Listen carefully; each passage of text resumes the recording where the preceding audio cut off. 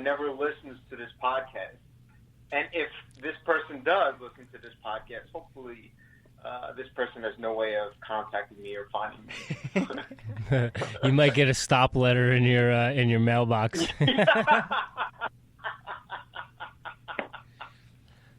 Oh, man, it's just another great story in the journey, man. 100%. Hey, what are your days looking like currently? What are the Airey brothers doing?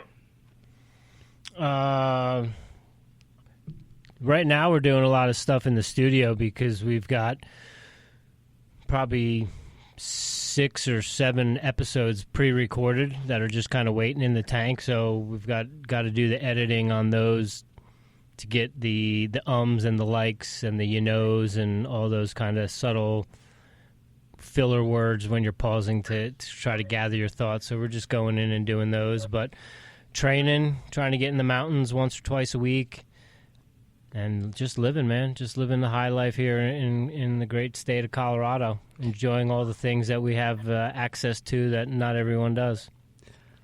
A little bit. Yeah, it sounds terrific. Just out of curiosity, how long does it take you to go through a single episode and kind of edit it and post it? It doesn't take us. At first, we were a little overboard with the editing, and that you take certain things out and it takes away from the conversation. So now if there's gaps in between where there's an or a like, we'll go in and pull those out. But otherwise we try to leave it as intact as possible. So right. I'd say, if an episode's an hour, just because you're listening and pulling as you go, it probably takes anywhere from 60 to 90 minutes. And then Jimmy pulls clips, audio clips, and we put some things together for social media and stuff like that. So you have to go through and listen to everything. Unfortunately. Oh, it sounds awful. It is when you hate the sound of your own voice. It's pretty awful. Oh man, I'm currently going through something. Where I absolutely hate the sound of my voice. I absolutely hate my accent or dialect, whatever you want to call it. I really, really hate it.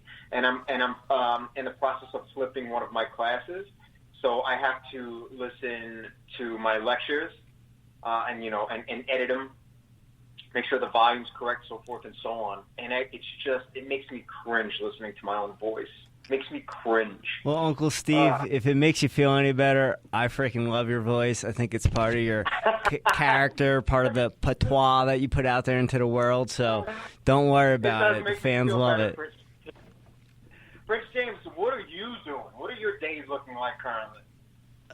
I'm at work in the morning, and then doing what? I'm working at Natural Grocers right now, shipping and receiving. Trying to change that, but I got school starting up here next week, and when I'm not, I do and besides that, just in the studio training and just having some fun. Yeah, that's what's up. Rich, any races lined up, or are you just focused on coaching right now? I do a little bit of racing. I've done some shorter trail races, and there's another one next weekend that I'm going to do, and I think the following week or the week after that is another short one, like 10K. And then I think what I'm going to do this year is I'm going to do another 24-hour race at the the middle of December in Arizona. There's a 24-hour race on a track that's just been kind of speaking to me lately, so I think that's what the plan is. I've been focusing on my athletes throughout the summer and crewing and pacing at certain events. I've got another one in Michigan that I'm going to be doing at the end of September with an athlete. And then that'll give me the fall to kind of really focus on myself and this 24-hour endeavor. That's awesome. How involved are you with your athletes? Like, how often do you communicate with them? For how long? So forth and so on. It varies from athlete to athlete. I have some that are super into it, and I talk to either on the phone or via text multiple times a week. And then there's some others that I have to kind of track down weekly to get them to fill out their training logs and see how they're doing. So it varies from client to client. Like I said, some are really into it and they want to give me all the information, all their feedback from their training. They'll check in, day to day in terms of how their workouts went.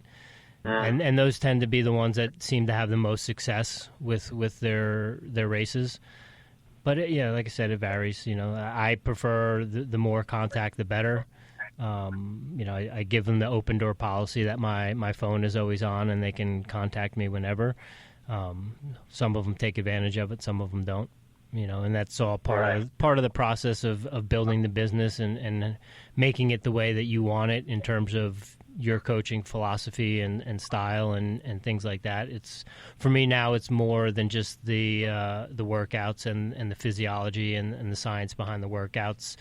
I want people focusing more on their diet and their strength components of things and working in and meditating and doing those sorts of things. Especially if you're running a 100-mile race, you should probably be practicing having some sort of meditative practice so you can better deal with some of those situations when they arise in a 100-mile race, be it bonking or feeling down from lack of calories or just the soreness that comes with it after 40, 50, 60 miles that you're going to have to deal with. I think that's something that I would encourage most endurance athletes to kind of tap into and work on.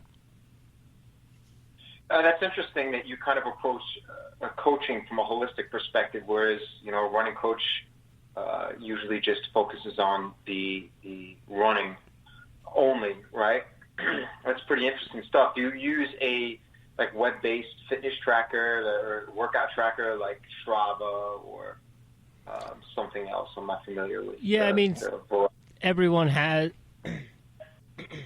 everyone uses either Strava or Training Peaks, but I do everything through Google and Google Docs and Google Drive so that we have like a working document where week to week I put in their workouts and then they have the cells and the areas to give the feedback, put in their distance, their time, their pace, their heart rate.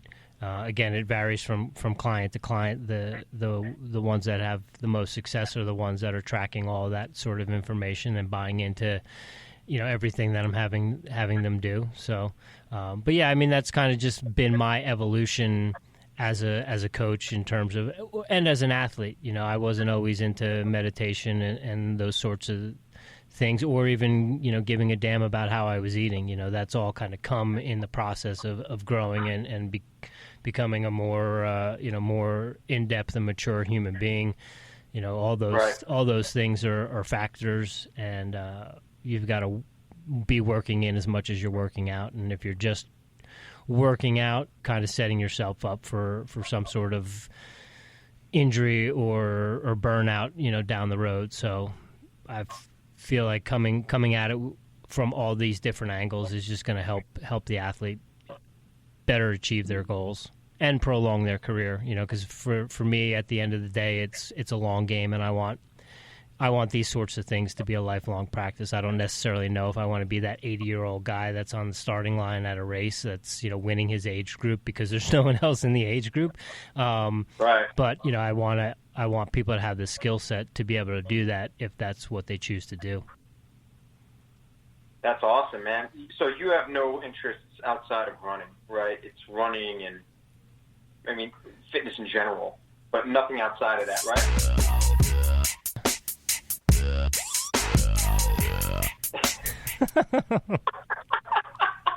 Bumble. How's the Bumble app treating you these days? He's crushing it, bro. He's fun. 2 days a week, I get the house to myself, bro. He's crushing it. He gives me my alone time, so I appreciate the shit out of Bumble, Tinder, Hinge, whatever else he's on doing his dark arts. I appreciate it. Damn, that is terrific.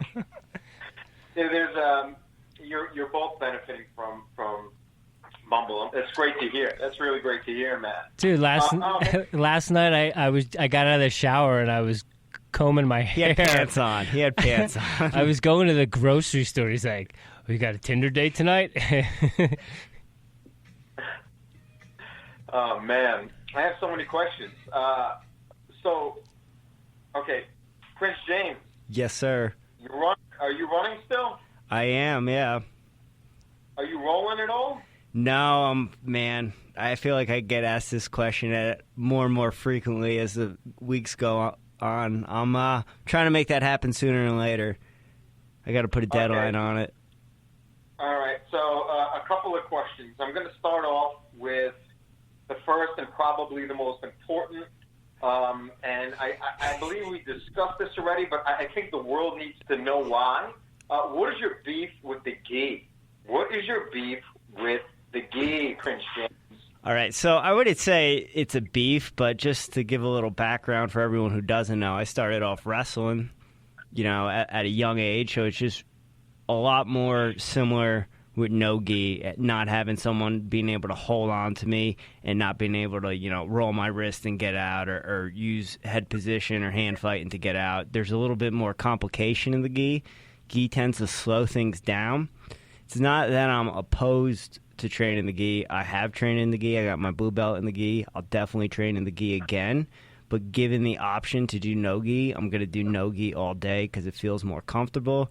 That said, I think there are benefits to training in the gi. It's going to slow you down. It's going to make you learn the finer details, maybe against your will, whereas in no gi, you can get away without learning those finer details. So I do see the benefits, and I will put a gi on again for sure, but it's not if I have the option of gi or no gi, I'm going no gi.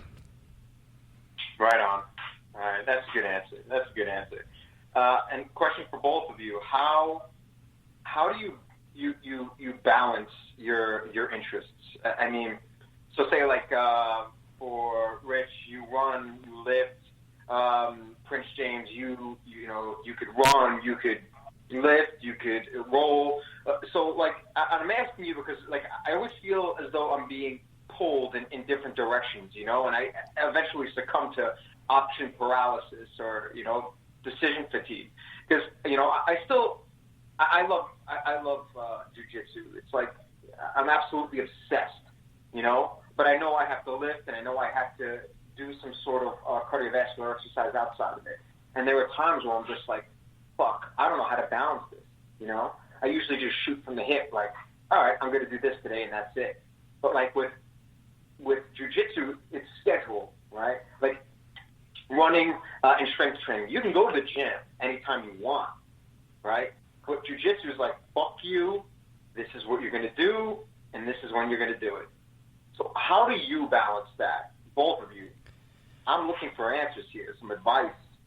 So I think it goes back to what I'm training for at that time, right? If I'm training for a jiu-jitsu competition, there's definitely going to be more jiu-jitsu focus. Where I am right now, I pretty much I'm not training for anything, so I have the option to, if I want to go run today, go run. If I want to throw the kettlebells around, go do that, whatever.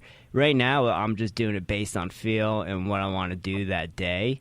But for me, it's always been balance. When I got hurt in jiu-jitsu, it was because there was nothing else in my life. It was 100% jiu-jitsu all in, and there were so many signs of being burned out, fatigued, injured that were ignored because I was chasing that brass ring of getting better, getting the brown belt, stuff like that.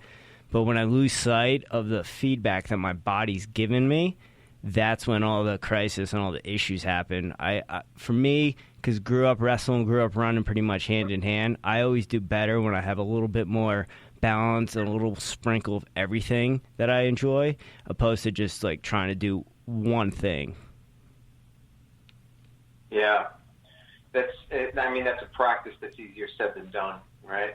It's something I feel like it's universally known and accepted, but it takes like a Jedi to really implement that kind of that thought, that practice into one's life, And man, there were times I still can't. I'll be straight up honest with you. Like jiu-jitsu has really like made me realize how flawed I am.